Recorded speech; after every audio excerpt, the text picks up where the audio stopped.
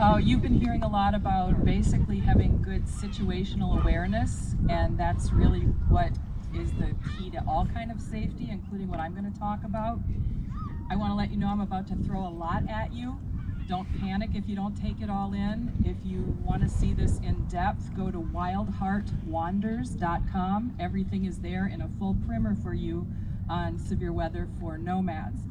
Also, at the end, if you would like to be able to download, I've got 7 different handouts available to you. My friend Maggie is over there. Raise your hand, Maggie. You can go over there, and she's got a QR code that you can scan with your phone, and then it'll let you download all those PDFs. So one of the main things I really liked that Sarah said was about trusting your gut, kind of getting the vibe of a place. The truth is, as human beings, we have a lot of our natural instincts still that we don't really know about or acknowledge, and one of those is we kind of know when the weather is going to be weird. Did you ever wake up during the day and you just get that vibe in the morning, like this feels kind of eerie and spooky? Pay attention to that. That's your best friend out here. So one of the things that we need to be aware of as nomads is that other than people who are experiencing homelessness, we are the most vulnerable to severe weather. You always hear weathermen making jokes about tornado magnets being mobile home parks, but I would tell you that an RV park is a far more dangerous place to be because we are not strapped to the ground by any means that are substantial enough to withstand even 50-mile-an-hour winds, and generally they do not have adequate shelters for all of the people that are in the campground. So let's talk about that a little bit. I'm going to basically deal with the continental US because that's my experience. There are 2 main areas that are known for tornadic weather and severe thunderstorms, but don't let this fool you. If you are anywhere in the United States, including Alaska and Hawaii, you can experience severe weather, including tornadoes.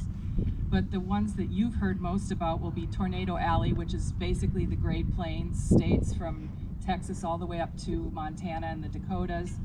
And then Dixie Alley. And I want to talk about this specifically because if you've been tuned in for the last month or so, you've all heard about the tornadoes that happened in Kentucky. How many of you heard about that last month? Okay, just so you know, right when that was happening, I was out running that storm. I was literally pulling a 27-foot trailer to get the hell out of the way of it.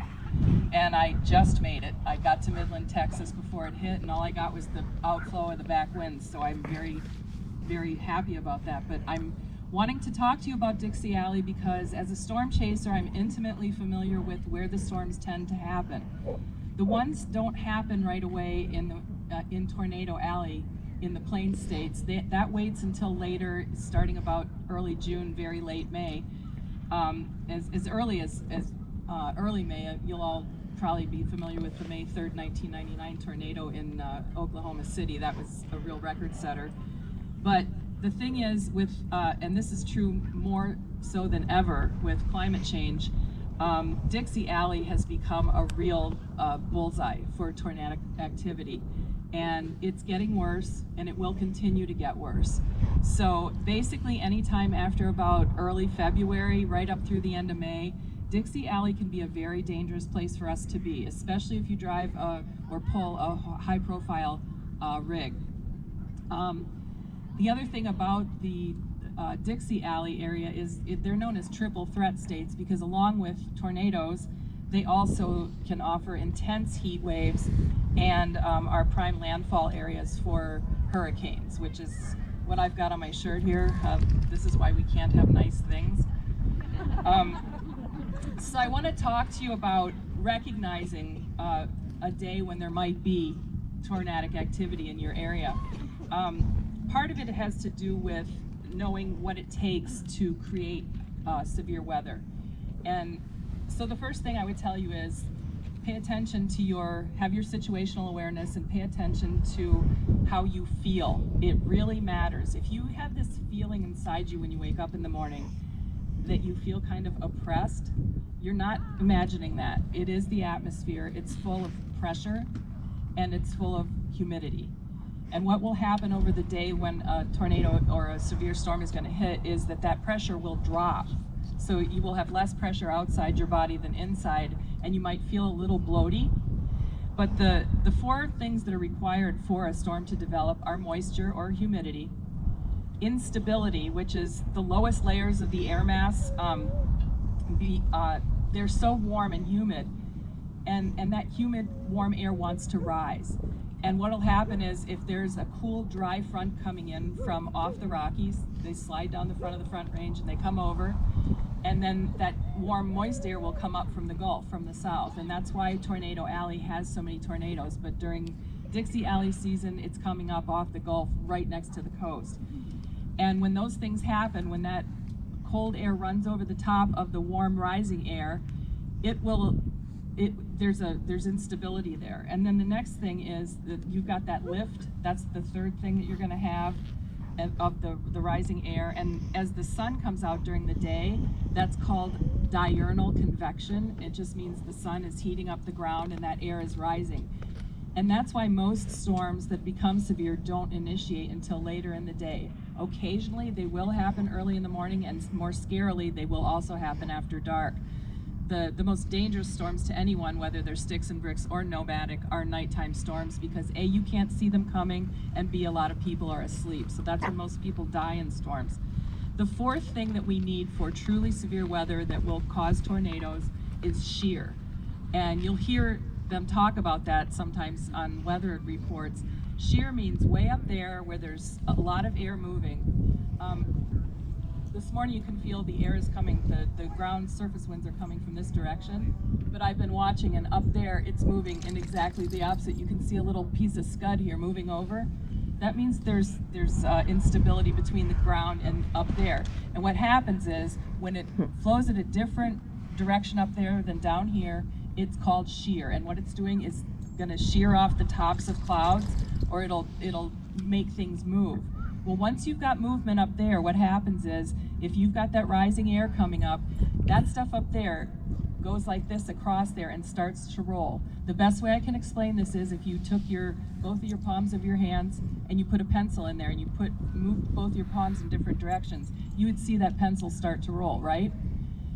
No big deal there, no big problem. The problem is that when you get an area of convection at the surface that forms a column of air, and you've all seen them, they're called dust devils. Well, they don't always have dust devils, but those columns of rising air are always there in convection. And when that column of air hits one of those rolling tubes of air up there, it knocks it sideways, and now it's rotating this way. Guess what happens when that happens? That's called a mesocyclone. That's up in the clouds. They don't always throw a tornado, but they can, and those are the ways that do. There are other things that make tornado-like things that are called land spouts, but we're not going to talk about that. It's not going to hurt you. So what you want to look at during the day to kind of see what things are going to happen is you want to watch the clouds. And so today what you're looking at, if you look up, we're looking at stratus clouds, those low things that look like blankets, and way up there, we're looking at cirrus. Cirrus clouds are really wispy because they're all just made of ice crystals. They're not going to hurt you, and when you see a day like that, we're not going to have a storm today. But when you see those little puffy clouds that look like cotton balls, those are called cumulus. Those are generally fair weather clouds. But when they start getting a lot of them, that they look like little sheep herds up there, start watching those. If you see them start going gray, that means that they're getting very dense with moisture, and they're probably fixing to at least rain on you, if not have a storm. When they get really big, they're called cumulonimbus clouds. What they'll do is have a very flat bottom that looks really dark gray because they're very thick with rain, and they're just waiting to, condense enough to drop rain. And when those get really nasty and go up really high, you will see them flatten out on the top, because what they're doing is hitting what's called the tropopause, and that's between our lower atmosphere and the stratosphere. Once they hit that, it's so cold up there that it's like below zero, and the temperature's changing up there between that and the hot, moist air in the cloud. That's when you're going to get severe instability, and that's when the storms initiate. If you ever are off in the distance, you will see one of those clouds. It'll be flat on the bottom, it'll come up like this, and it'll be flat on the top like an anvil. Those are dangerous clouds, but the really dangerous ones are when you see that flat top and you see a bubble coming up in the middle. That's called when it's breaking the cap. That means there's such a strong updraft, it's going up into that really cold air, and you will almost certainly have very, very violent storms at that point. So watch those clouds, they're going to tell you what to do. Those clouds, those cumulonimbus that are flattening out on the top and popping, those are called supercells. Those are the only clouds that will spawn a tornado. Okay, there are other kinds of things that'll look like tornadoes, but they're not. But supercells are what you want to watch for. How many of you have a radar app on your phone? Those of you with your hands down, get one. They're free, they're your friend, and you need to learn how to read those. If you do not have a radar app on your phone, you are asking to get very, very hurt or killed, because we are out here on wheels and they will come. And the biggest problem for us as nomads is we tend to congregate in the very places where most of this activity happens right at the time that it really gets wrapped up. So if you are running around with no weather app on your phone, seriously, you're asking for trouble. The other thing about these supercell clouds is you will see what's called structure in them. They will have striated layers that look like maybe a birthday cake or a super, like a UFO or something. And if you are looking at one of those clouds and you see the flat bottom, but you see part of the bottom dropping out of it, but not necessarily pointy. In fact, it won't look pointy like you think a tornado is going to look. It's going to look square. Those are called wall clouds. That's where the tornado will drop from, okay? So be watching those. Another thing you want to look for is there are these clouds called mammatus, and yes, they're named after mammary glands like cow udders and other things that you're familiar with. And if you look at them up in the air, they're very big and pouchy. They look like that because there is violent downdrafts of air all over the place pushing them down.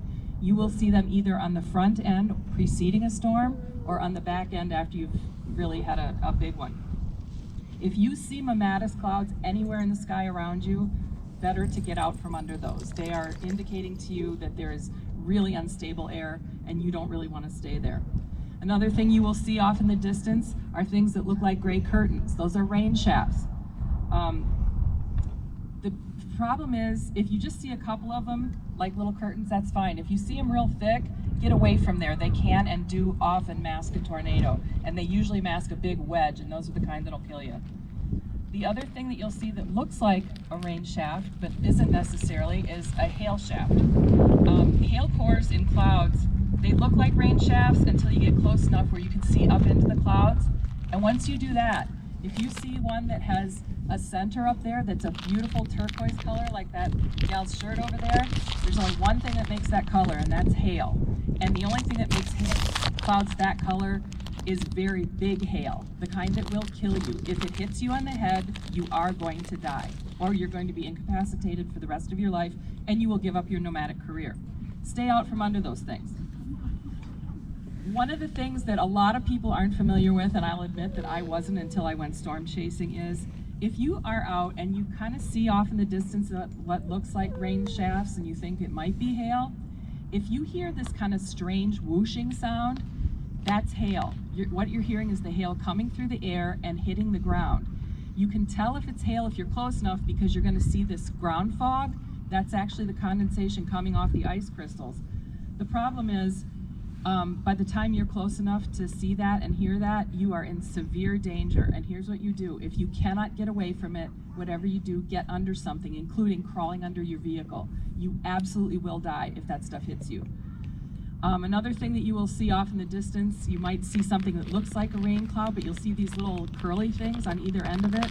That's a downburst or a microburst. Those are known to bring down aircraft. I guarantee you they're going to roll your vehicle. Get away from those. One thing that looks dangerous, but it isn't.